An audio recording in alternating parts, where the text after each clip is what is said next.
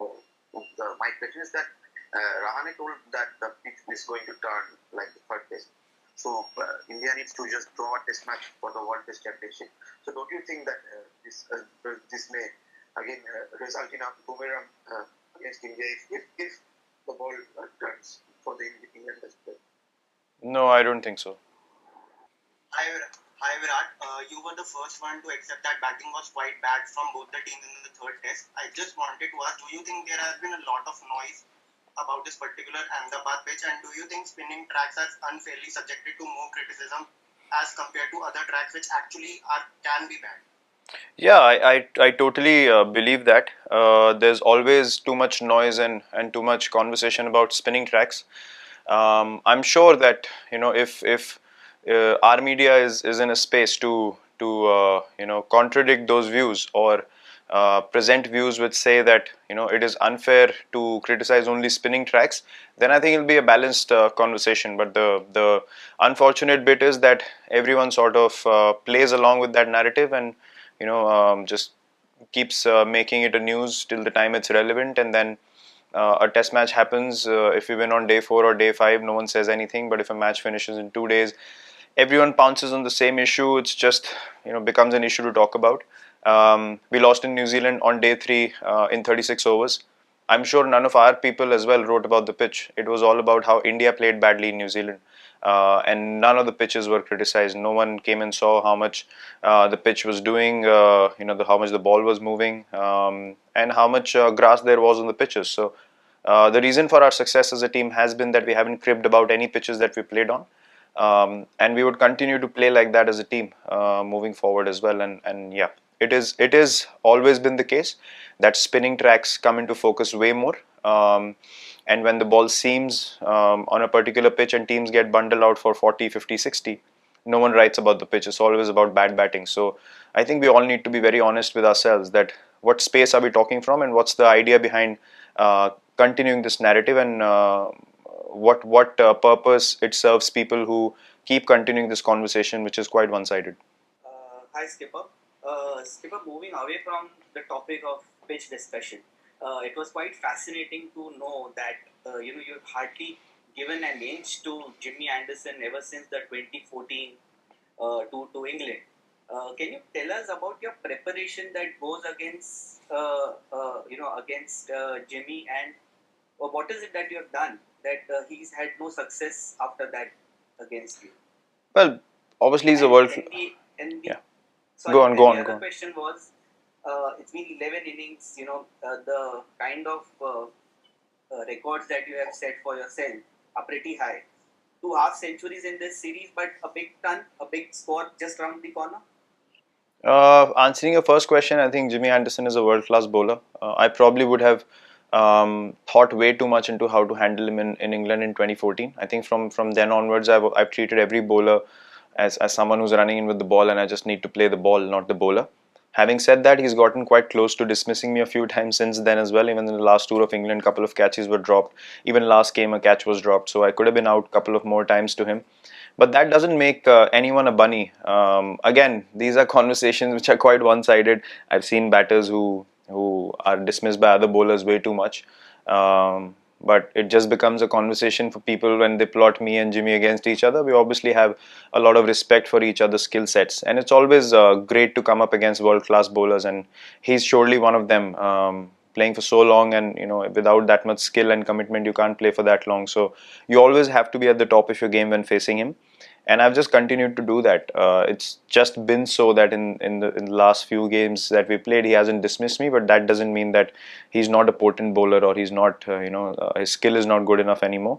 And answering your second question, no. I'm not in any haste or any desperation, because I understand where I stand as a batsman, how I'm playing, what my responsibility in the team is, and people look at things from a very different point of view. They look at milestones. If the team doesn't do well, they look at captaincy. If the team does well and batsmen don't perform, they look at individual scores. So for me, these are just issues oscillating between one another. My responsibility as the captain of the Indian cricket team and as a batsman is to score runs, make sure that I keep pushing the team forward, get involved in partnerships. Along that process, if milestones happen, great. If they don't, the team should win. At the end of the day, that's our main goal, and that's always been my goal. Considering it is a similar track, do you think the ball will make difference? The pink ball, the way it behaved on the track, and the red ball will behave on this track. The ball played, in your opinion, do you think ball played a major part in last match rather than the pitch? And the other thing is, do you think reverse swing may come into picture in this match? I don't understand why a ball, a cricket ball, the cricket pitch, all these things are brought into focus. Why don't we just focus on the fact that the batsmen were just not skilled enough on that pitch to play properly? And it was a bizarre display of batting by both teams in a test match. And I will continue to maintain that because I played this game long enough to understand what happens on the cricket field. And it's not a change in ball color or the change in a cricket ball. It's still round. It still weighs 5.5 ounces. So I don't know what difference it makes suddenly. The surface in Chennai was different in the first game. This track has more pace than that. You could see the fast bowlers as well. None of the balls went through on the Chennai track like it did for Ishant in those first couple of overs, or Bumrah as well. So the track in general has a bit more pace, and that's the result of the clay that's been laid in on the pitch. So it's very important to understand these small little details of the game. If you just make a cricket ball helping the bowlers a focus, or the pitch helping the bowlers a focus, then you're not really reading the game properly, in my opinion. And it's just a case of the wicket having a bit more pace and bounce. And I don't think that the red ball is going to change that whatsoever. And I would still maintain that the result in the last game was purely down to bizarre batting from both sides. Had we scored more runs in the game, then the game wouldn't have been over in 2 days. It would have gone 3, maybe first half of the 4th day as well. So yeah, it was just poor batting. Yeah, can you hear me now? Sorry. Yes, I can. Sorry. Virat, bilateral cricket, has had its own charm. Test series, home and away. You think World Test Championship puts some sort of onus on that big picture to look at? How do you see the whole concept of the World Test Championship? Not disturbing you from this game, but generally speaking, like that. I think it works. Does it Look, I think it might work for to be. If you want me to be brutally honest, it might work for teams who are not that motivated to play Test cricket. Teams that, like us, who are motivated to play Test cricket and want to win Test matches and keep Indian cricket team at the top of the world in Test cricket, we have no issues whatsoever whether it's a World Test Championship or not. I think for teams like us, it's just a distraction when you start thinking of the World Test Championship. Eventually, it's only a game of cricket. Even that game, a World Cup final, semi-final, anything you take, it's a game of cricket at the end of the day. And if you're not motivated to play a normal game of cricket, and you're extra motivated to play a game of cricket which has some incentive to it, for me, as an individual, that's unacceptable. And we as a team have never played in that mindset. For us, any game is important. We are going to go for a result whenever the opportunity presents itself. And that's why people want to watch us as a team now. So you could ask some other teams that probably wouldn't have looked at Test cricket as priority, but for us it really doesn't change anything. As I said, if we start thinking too much about it, then that is a distraction from our process and plans that as a team we're very happy with, in the direction that we moved ever since 2014-15. When the young team started transition, we've been very happy in the direction we moved ahead, and we're going to go in the same direction. Hi Virat. Joe Root said yesterday that England had a bit of sickness in their camp in the bubble. Has your team got a clean bill of health going into this game? And should we expect you to keep the same kind of structure of your team that's been so successful over the last 2 games with Bumrah absent? Look, Jasprit didn't play the test match that we won in Chennai. That shows you our bench strength. Having him obviously is a big boost for us, but having said that, our bench strength is very, very strong at the moment. We have guys who are hungry and ready to play, and there are no health concerns. Everyone's fit and fine here. There are no health issues. They probably would have got a bit of change in weather. It's gotten pretty hot in the last couple of days. It was quite pleasant in the first few. So that obviously becomes a factor in this time of the year when the weather changes so rapidly and the body takes a bit of time to adapt. Virat, this is a sort of continuation of the last question. I mean, do you support rotation in Test cricket? I mean, this is the pinnacle, and every cricketer takes playing Test cricket as a badge of honor. So unless a player himself is asking for a leave or he is willing to rest, do you think Test cricket is the right place for rotation? I feel any format of the game is the right place for rotation. No human being can possibly go on for that many number of games throughout the year. Everyone needs to find windows of having some time off, having a break, especially with bubble format and the kind of systems you have to follow in the bubble. It can get very monotonous, and it's very difficult to keep yourself excited about small things. I think these are things that need to be considered for as long as we play in the bubble. Outside of that, I think it depends on where you stand physically more than mentally. But I think till the bubble exists, we need to keep the mental factor in the picture as well, because mental fatigue could be a huge factor. Playing within a restricted area, moving around within a restricted area. So yeah, these are things that one needs to be aware of, and hence our bench strength becomes way more important, because if your guys hungry, ready, who read the game well, who understand where the game is heading, or are brave enough to take on opportunities or situations to push the team forward, then you can rotate very easily. There are 11 more guys who are ready to win a test match for India, or a one day or a T20, and that's exactly what we are striving towards. And we have a clear roadmap as to where we need to go in the next 4 or 5 years, so that our transition is not difficult at all. Guys are ready. People can take breaks accordingly as and when it's required, and yeah, we have a clear plan that we need to move forward with. Hi Virat, would you still go with an extra batsman in Washington since Sundar, considering